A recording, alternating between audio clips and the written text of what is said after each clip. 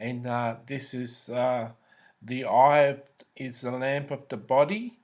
Uh, okay, so I just thought I'd continue on a little series that I've been doing. We've been going through Matthew, and I've been going through Matthew 6, verse 19. Do not lay up for yourself treasures on earth where moth and rust destroy and thieves break in and steal. I did a passage on that. I did a video on that. But lay up for yourself treasures in heaven where moth and rust does not destroy and thieves do not break in and steal. For where your treasure is, your heart will also be. So I covered those passages, and then Jesus goes on and says this: the lamp of the body is the eye. If therefore your eye is good, your whole body will be full of light. But if your eye is bad, your whole body will be full of darkness. If therefore the light that is in you is darkness, how great is that darkness? Okay, that's called a Jewish idiom, and I found that out reading another book that I did a review on here. She said that she was studying the scriptures and she come across things called Jewish idioms, and they were just meanings behind things that might seem strange to us, and that verse always seems strange. It goes on, it starts saying, don't lay up treasures for yourself, and where your treasure is, your heart will be. We know that if we lay up treasure in heaven, our heart will be in heaven and on heavenly things. Then it goes on talking about the eye, and then it goes on to say no one can serve two masters. Either he'll love one and hate the other one. You can't serve money and God. And it seems that in the middle of these two statements about storing your treasure in heaven and having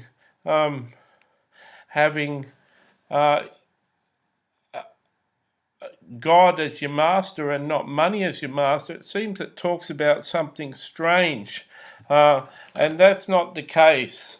So I'll just read what Yeshua in context says. Matthew 6:22 to 23 and Luke 34 to 36 are confusing for moderns.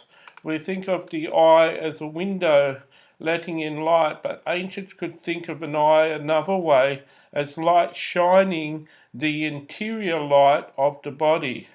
There are many examples in the Bible and in Greek text. Psalm 38:11 is one example. My eyes too have lost their luster. See also Proverbs 15 verse 30.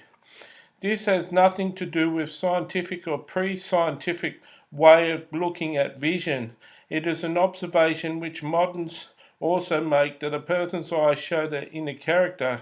So what does Yeshua's saying mean, and what does it have to do with the evil eye? Yeshua, or Jesus, contrasts two kinds of eyes. The problem is knowing how to translate best the first word. It can mean single, healthy, or possibly generous. It's contrasted with the evil eye. The concept of the evil eye is well known in rabbinic and pagan texts as an idiom for one giving a curse. So Yeshua's meaning is to contrast the eye that curses others with the eye that blesses or desires good for others. Generous is a good translation. Possibly healthy could work as well, through the understanding that a healthy eye sees people as needing blessing. So Jesus, or Yeshua, it says here, saying now makes sense. If the eye is generous, it is bright and the body is filled with interior light or goodness. But if the eye is set on cursing others, the body is full of darkness. In its simplest terms, Yeshua is saying that generosity is the ultimate sign of a righteous disciple. So there you have it. So Jesus was saying, do not lay up for yourself treasures in heaven.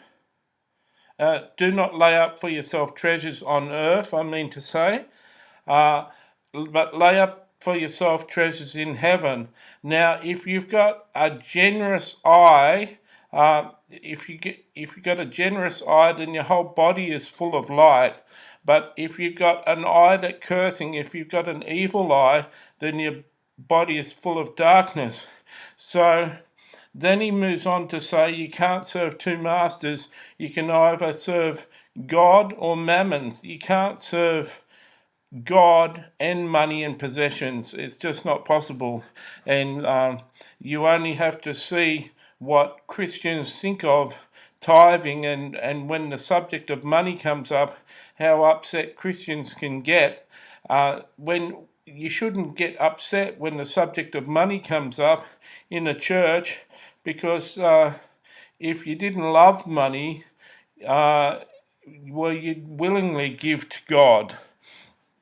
So I hope that this has cleared it up. It means a generous eye, a generous person, a person with a good eye is a generous person. So when you're walking along the street and you see a homeless person, a generous eye, someone with a generous eye will give money to the homeless and share their wealth with people who need generosity, who need a hand up.